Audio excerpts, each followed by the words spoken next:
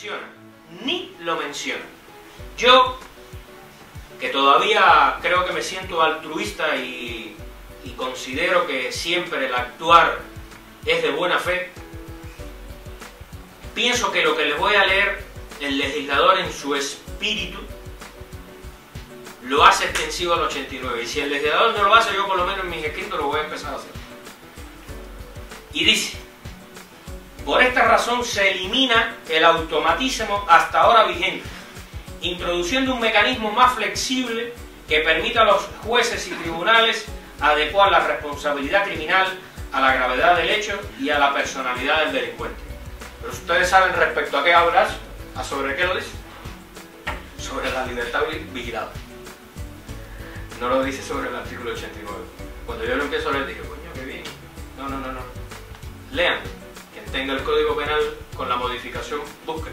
Ahí en la parte de las penas. La compañera lo tiene. Ahí creo que está en el cuarto, creo que tenemos el mismo código porque me parece que lo vi. Me parece que ese es el de la ley, ¿no?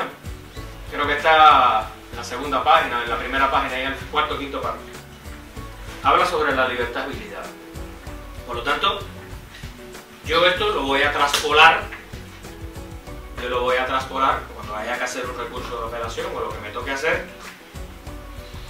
Cortaré y pegaré y copiaré esta cuestión. Porque eso se debe, considero yo, en mi opinión, en mi modesta opinión, que se debe de hacer extensivo a esta cuestión. Otra cuestión positiva, como decía, del artículo 89, si regresara. Bien, esta cuestión de que si regresaba puede dar varios matices de interpretación. Y es que se nos pueden dar dos supuestos fundamentales. El que regrese por frontera, por puesto habilitado del efecto, que lo pillen, ese tiene una solución. Pero está el otro, que regrese nuevamente por patera, o que entre por un tercer país de la Unión, o un tercer puesto fronterizo, que no sea por el nuestro, por ninguno de los nuestros, y que después pase para ahí. Pues eso, sin lugar a dudas, puede dar lugar a otra serie de interpretaciones que ciertamente pueden ser positivas, porque en ese sentido daría lugar a lo que viene debajo, a la aplicación o no del artículo 88 y a todos los supuestos prácticos que se pudiesen dar con ello. Entonces habría que ver qué pasaría ahí. Habría que ver qué pasaría ahí, en esa cuestión. ¿Qué haría el juez de ejecutoria? Habría que modificar eso y sustituirla por el 88, o el resto de la condena que le faltase tiene que ir a cumplir al centro penitenciario. Bien, esas son cuestiones que sin lugar a dudas van a estar en la práctica, y a medida que se vaya dando los casos, pues se seguirá, me imagino, teniendo un criterio al respecto. En este sentido, este auto del Tribunal Constitucional, que es el auto 132 del 2006, del 4 de abril del 2006, tiene una cuestión importante. Y ese auto dice textualmente, y también lo voy a leer porque considero que es muy importante por esta introducción, que el extranjero cuya expulsión no haya podido realizarse, es la que no aquí dice la que no ha podido realizarse en el máximo legal establecido, esto también lo veremos más adelante, tiene acceso en la medida que reúna los requisitos legalmente exigidos para ello en el artículo 80-87 del Código Penal a la suspensión de las penas menos gravosas y demás. Ciertamente dice este auto a la que no ha podido ejecutarse, pero ya aquí tenemos que entrar a analizar aquellas que ciertamente se están ejecutando porque te expulsamos, regresaste por puesto habilitado o no al efecto, estás aquí, ¿qué pasaría? ¿Se te aplicaría o no ese 88? Yo pienso, en mi modesta opinión, que sí. ¿Por qué? Por un beneficio. Evidentemente estás aquí porque la propia ley lo dice. Por lo tanto, considero que debería aplicarse, que es una de las diferencias fundamentales que tenemos con el 89 anterior. Aspectos negativos. ¿Vamos en el tiempo? Tenemos una pausa café, ahora vamos a No, por eso lo que ustedes deciden. Bueno, vamos dando inicio a la segunda parte de nuestra jornada de hoy. Y que el asunto es muy interesante, así que nos hace falta tiempo. Bueno, continuamos.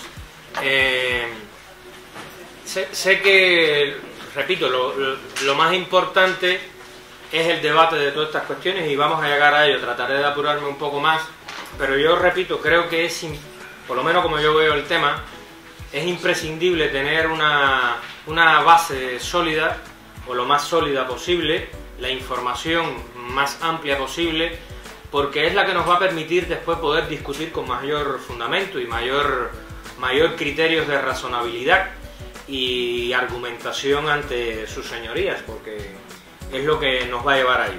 Pues, tratando de adelantar, nos habíamos quedado en el tema que si regresarán, pues nada, cuando lleguemos a la parte del debate práctico, pues esto evidentemente puede dar mucho debate por esta cuestión que yo decía de este auto del Tribunal Constitucional que se los acabo de leer, que ciertamente se refiere al tema de la aplicación del 88 y demás cuando no pueden ser cumplidas.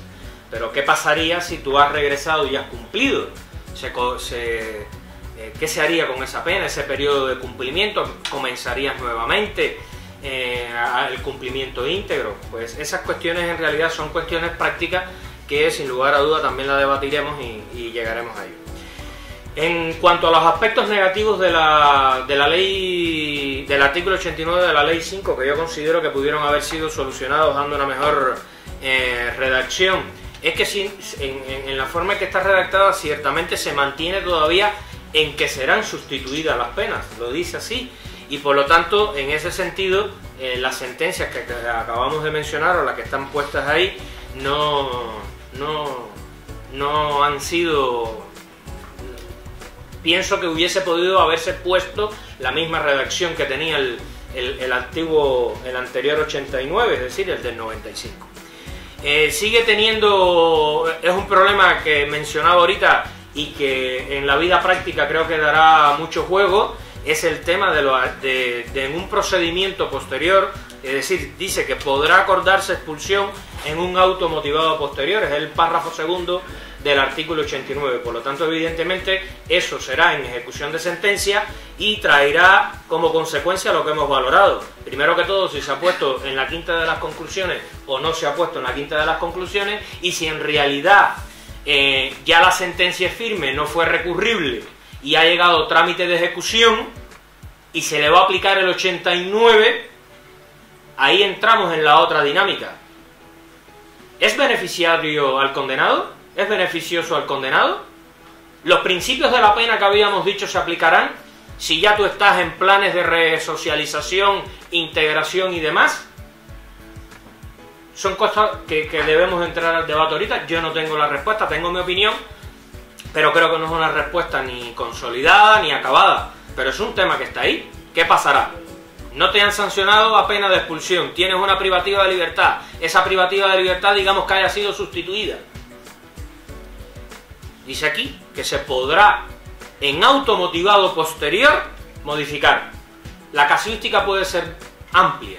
Por la comisión de un nuevo delito, porque en realidad también tienes un expediente administrativo, pues habría que ver cómo se presenta y cómo se aplica. Para mí, se continúa teniendo un problema serio, grave, que puede dar, o que da mucho juego, que es el archivo de los procedimientos administrativos que están en tramitación. Yo incluso cuando entremos al debate práctico, una de las cuestiones que ya verán en pantalla es ¿qué pasa con las dilaciones indebidas de la administración en el procedimiento administrativo? ¿Qué pasa? Sí, ciertamente sabemos todos que la solución son 3 meses. Pero ya estamos hablando de temas de derecho administrativo, y si estoy recurriendo una resolución por silencio presunto negativo y estoy en vía jurisdiccional y en ese momento cometo el delito y tengo una medida cautelar solicitada y digamos que sea una medida cautelar positiva o de suspensión de salida obligatoria, ¿qué pasaría? si cometo un delito y se me aplica la 89, ¿se aplica la vis atractiva del derecho penal? ¿Qué pasaría entre esas dos jurisdicciones? Pues creo que ahí estaremos en esa cuestión. Se sigue manteniendo lo que decía de la circular 2 y de la circular 16 de la Dirección General Penitenciaria en relación con el artículo 27 del Reglamento Penitenciario y 197.2 del Reglamento Penitenciario en cuanto al tema del cumplimiento de las penas y de las 3/4 partes. Bueno, esto que está aquí, que son las consideraciones generales, no veo que no se ve bien. De todas formas, si cualquier cosa, yo les puedo dejar este material, porque lo que le he dejado lo que se ha quedado colgado es mucho, en unas cosas mucho más amplia y en otras no es esto, pero si les interesa de todas formas, yo se los puedo dejar el PowerPoint, lo pasamos al archivo, y porque aquí tengo más consolidada a todo el tema de la jurisprudencia, y entonces pienso que puede ser de un mejor entendimiento. Por lo tanto, en consideraciones generales de la valoración del futuro artículo 89, creo que lo más importante es que retoma la previa audiencia del penado. Para mí eso es muy muy importante, porque en realidad da el cumplimiento de esos principios que tanto hemos mencionado, de los principios de contradicción, de legalidad, de oralidad, de publicidad, y que en realidad ciertamente dan una verdadera garantía, pudiésemos decir, del debido proceso, y en ese sentido hay una mejor protección en ese caso. Ahora, hay una sentencia, la última que yo he visto sobre el tema, que es la sentencia del Tribunal Supremo del 30 de septiembre del 2010, recurso 10.575 del 2010, sentencia 842 del 2010, que esta sentencia hace un barrido, una consolidación de toda la jurisprudencia anterior sobre esta cuestión, y en realidad si el juzgador está obligado o no a la aplicación del artículo 89. Y como es lógico, esto puede ser interpretado desde dos variantes. Una, estoy hablando en sentido general de lo que dice el artículo 89 respecto a las penas que sean superiores a 6 años y a las inferiores de 6 años. Por lo tanto, esta interpretación, en una lectura mesurada de la misma, ese principio de que el juez no está obligado a la aplicación del artículo 89, no está subyugado a él, creo que puede ser interpretado para ambas cuestiones, para las superiores a 6 años y a las inferiores de 6 años. Y por lo tanto, puede ser una de las cuestiones que sea de mucho interés en cuanto a quizás los juicios rápidos, que es una de las cosas que veremos más adelante, en el tema de las conformidades.